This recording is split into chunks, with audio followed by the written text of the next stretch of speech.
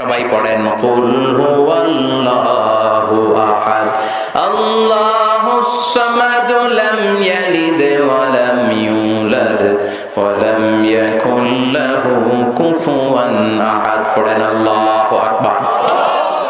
তিনি মসজিদ বানালেন, মসজিদ বানিয়ে এই মসজিদের একজন ইমাম নিয়োগ করলেন, করে উনি চলে গেলেন মদিনায়। মদিনাতে মসজিদের নববী তৈরি হলো, ওখানে বিশ্বনবী ইমামতি করেন।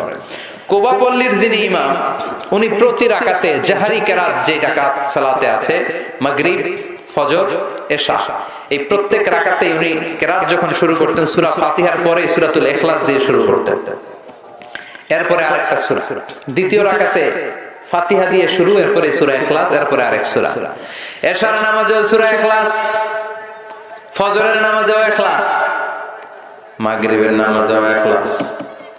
আপনাদের এই মসজিদের ইমাম যদি প্রত্যেক নামাজে সূরা ইখলাস পড়ে কি করবেন? আজকে ইমামের একদিন কি আমার একদিন, পাইছে কি কুল হুয়াল্লাহ ছাড়া পারে না কিছু, করবেন না?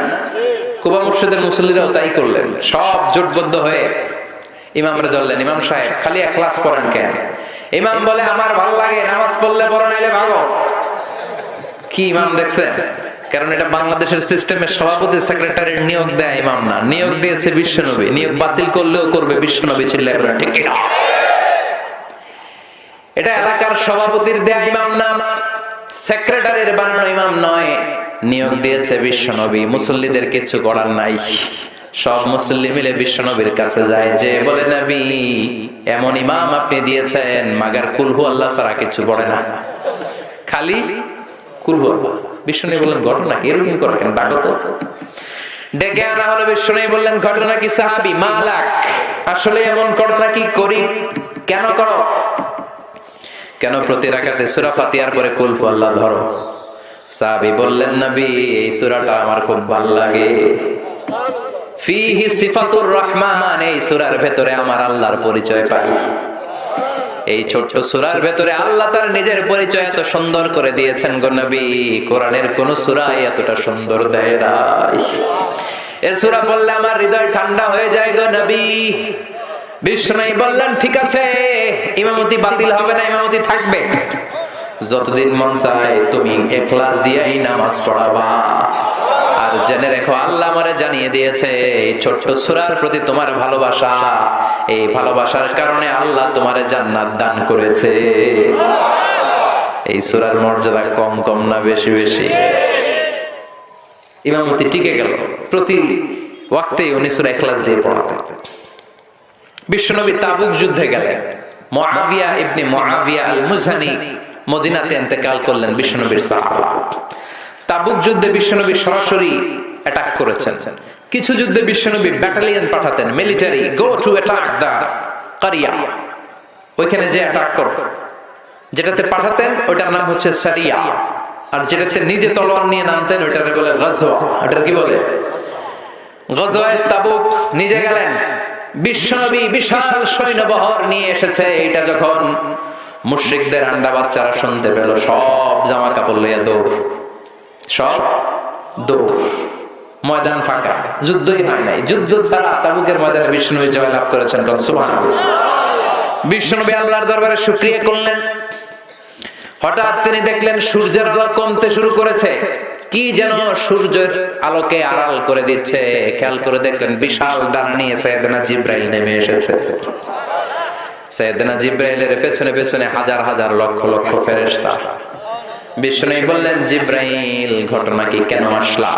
সাইয়েদনা জিবরাইল বলেন নবী মদিনায় আপনার এক সাহাবা ইন্তেকাল করেছে আজ, মুআবিয়া ইবনে মুআবিয়া আল মুজহানি। আপনি কি ওই সাহাবীর জন্য গায়েবানা জানাজা পড়বেন না?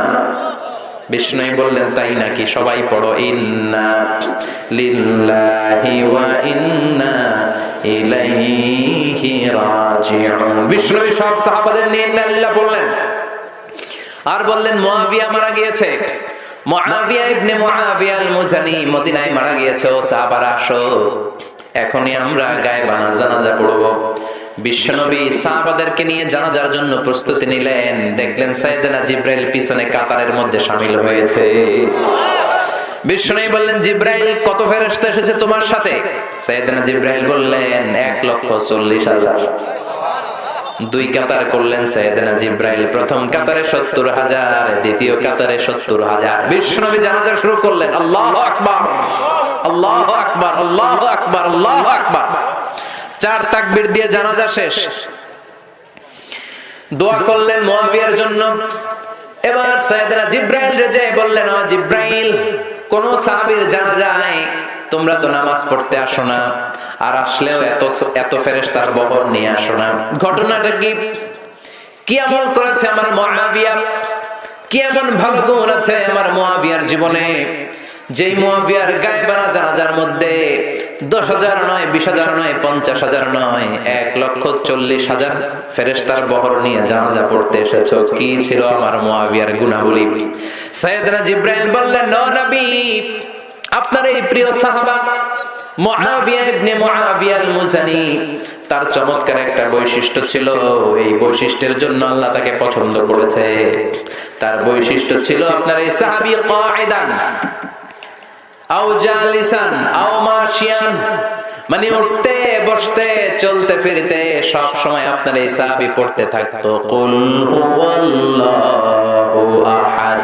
পড়েন, আল্লাহুস সামাদ লাম ইয়ালিদ ওয়া লাম ইউলাদ ওয়া লাম ইয়াকুল লাহু কুফুয়ান আহাদ। চিল্লায়ে পড়েন আল্লাহু আকবার। উঠতে বসতে খাইতে চলতে ফিরতে সব সময় কি পড়তো? সূরাতুল ইখলাস পড়বেন। নিয়ত করছেন? বেশি বেশি আমল করতে রাজি আছেন? হিনা ইউসবিহু ওয়া হিনা ইউমসি ওয়া ক্বাবলা আন-নাওম। বিশ্বনবী ফজরের সময়, খেয়াল করে শুনবেন, আর মাগরিবের সময়, আর রাতে যখন বিছানায় ঘুমাতে যেতেন হাত দুইটা এরকম করতেন করে সূরাতুল ইখলাস, সূরাতুল ফালাক, সূরাতুন নাস, 3টা সূরা শুরুতেই আছে কুল। কি আছে? এজন্য এই 3টা সূরাকে একসাথে বলে কুল আস-সালাসা, বাংলায় বলে 3 কুল। বাংলা কি বলে? এই 3 কুল পড়ে বিশ্বনবী ফু দিতেন। ফু দিয়ে মাথা থেকে মাসে করা শুরু করতেন, করতে করতে পা পর্যন্ত, তারপরে হাত, তারপরে পিঠ, সারা শরীরে মাসে করতেন। সুবহানাল্লাহ। This is a protection from all bad আইস।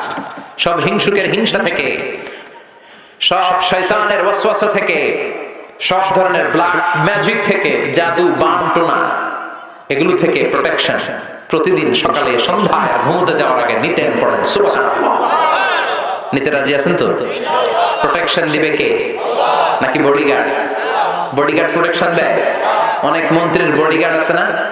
দেখবেন সন্ত্রাসীরা গুলি মারছে, মন্ত্রীর কপাল ছিদ্র করে ফেলছে, মন্ত্রী ঠুস। মন্ত্রী কি দম ফুরাইলে কি হয়? আরে মানুষ রঙিন ফানুষ, দম ফুরাইলে তবু তো ভাই কারোরই নাই একটুখানি। আরে মানুষ রঙিন ফানুষ, রঙিন ফানুষ, আরে মানুষ। ঠিক কিনা? বডিগার্ড দারোগা মন্ত্রী ঠুস, সবাই বডিগার্ডের ধরছে, বেটা লাখ টাকা বেতন খাস। মন্ত্রী বলল, কেন? বডিগার্ড কয়, আমরা কি করবো, আমরা তো বডিগার্ড, আমরা রুহু গার্ড না। মন্ত্রীর বডি তো আছে, বডি লয়ে যাও। রুহু গার্ড কে? প্রোটেকশন দেয় কে? এজন্য সূরাতুল ইখলাস, সূরাতুল ফালাক, সূরাতুন নাস পড়ার দরকার আছে না? পড়বেন, পড়বেন সকালে সন্ধ্যায় ঘুমোতে যাওয়ার আগে, বিছানায় যাওয়ার আগে। আবার মা আয়েশা যখন অসুস্থ হতেন, বিশ্বনবী বলতেন, নবী আমার স্বাস্থ্য খারাপ লাগে, অসুস্থ অসুস্থ লাগে। বিশ্বনবী বলতেন, ও আয়েশা হাত দুইটা এরকম করো আর পড়ো কুল হুয়াল্লাহু আহাদ আল্লাহুস সামাদ লাম ইয়ালিদ ওয়া লাম ইউলাদ ওয়া লাম ইয়াকুল লাহু কুফুয়ান আহাদ। আল্লাহু আকবার। মা আয়েশা বলতেন, আয়েশা ফু দাও, ফালাক ইখলাস, ফালাক নাস পড়ে ফু দাও। ফুদা হাত দুইটা দিয়ে সারা দেহের মধ্যে মেসেজ করো। সুস্থ করে দেবে কে? সুস্থ করার মালিক কে? বিশ্বনবী একবার সালাত পড়ছিলেন, নামাজ পড়ছিলেন, সেজদায় গেলেন, হঠাৎ লাদাগাতু আকরা, একটা বিচ্ছু পোকা এসে বিশ্বনবীর আঙ্গুলে কামড় দিল। কি পোকা? বিচ্ছু পোকা কামড় দিলে অনেক আরাম লাগে না? কি লাগে? বিষ, ব্যথা লাগে। বিশ্বনবী ব্যথা পেলেন আর বললেন, লাআনাতুল্লাহি আলাল আকাব, এই বিচ্ছুর উপর আল্লাহর লানত। লা ইয়ালাম মুসাল্লিয়ান ওয়ালা নাবিয়ান, নবীও চিনে না আর কোনটা সাধারণ পাবলিক এটাও চিনে না। মুসল্লিও ছিলেন না, নবীও ছিলেন না, কামড় দিয়ে বসছে। বিশ্বনবী ব্যথায় কাতরাচ্ছেন। বিশ্বনবী বললেন লবণের পানি গরম দিয়ে আনো। বললেন আমার এই ব্যথা পা আঙ্গুলের মধ্যে ঢালো। ঢালতে আরম্ভ করলেন। বিশ্বনবী পড়তে আরম্ভ করলেন। পড়েন কুল হুয়াল্লাহু আহাদ আল্লাহুস সামাদ লাম ইয়ালিদ ওয়া লাম ইউলাদ ওয়া লাম ইয়াকুল লাহু কুফুয়ান আহাদ। পড়েন আল্লাহু আকবার। সূরাতুল ইখলাসের আমল করতে রাজি কারা কারা হাত তোলেন? লিল্লাহি তাকবীর, লাহে তাকবীর, লিল্লাহি তাকবীর। আল্লাহ তুমি কবুল করো। যেমনি মাফ করছো আমগরও মাফ করো। বিশ্বনবীর যেমনি সুস্থ করেছে আমাদেরকে সুস্থ রাখো। পড়ে না আমি। এবার আসেন সরাসরি এই সূরা কোন প্রেক্ষাপটে মক্কায় নাজিল হলো এটা একটু জেনে নেই। মনোযোগ আছে না গেছে? কথা বুঝতেছেন? কষ্ট হচ্ছে না তো? কথা বোঝা যায়? এই সূরা নাজিলের একটা প্রেক্ষাপট আছে। কাফির মুশরিকরা এসে বিষ্ণু ঈসা ইসলামের কাছে বলল, আব্দুল্লাহর বেটা মুহাম্মদ, তুমি এক আল্লাহর ইবাদত করতে বলো, বাইয়িন লানা নাসাবা রাব্বিক, তোমার রবের নসবনামাটা একটু শোনাও। কি শোনাও? নসবনামা চিনেন? বংশধারা। নসবনামা মানে কি? যেমন আমার নাম মিজানুর রহমান, আমার বাবার নাম আলী আহমদ, আমার দাদার নাম হলো জাইনুল আবিদিন, আমার দাদার বাবার নাম হলো মাকরাম। এইভাবে বাবার বাবার বাবার বাবা, এটারে বলে নসবনামা। মুরব্বীরা বুঝবে, পোলাপানরা বুঝে, কম বয়স্করা এটা বুঝবে। এটা কি বলে? মুরব্বী কি বলে? এটারে নসবনামা বলে। এটা হচ্ছে আমার নসবনামা। বিশ্বনবীর বাবার নাম আব্দুল্লাহ, তার বাবার নাম আব্দুল মুত্তালিব, তার বাবার নাম হলো হাশিম, তার বাবার নাম কিলাব, তার বাবার নাম মররা, তার বাবার নাম ফেহের, তার বাবার নাম গালিব। এভাবে যেতে যেতে যেতে যেতে আদনান, যেতে যেতে যেতে যেতে ইসমাইল, তার বাবার নাম ইব্রাহিম, যেতে যেতে যেতে শীস আলাইহিস সালাম, যেতে যেতে যেতে সাইয়েদনা আদম আলাইহিস সালাম। এটা হচ্ছে উনার নসবনামা, বংশ তালিকা। রফিক ভাই আপনার আব্বার নাম?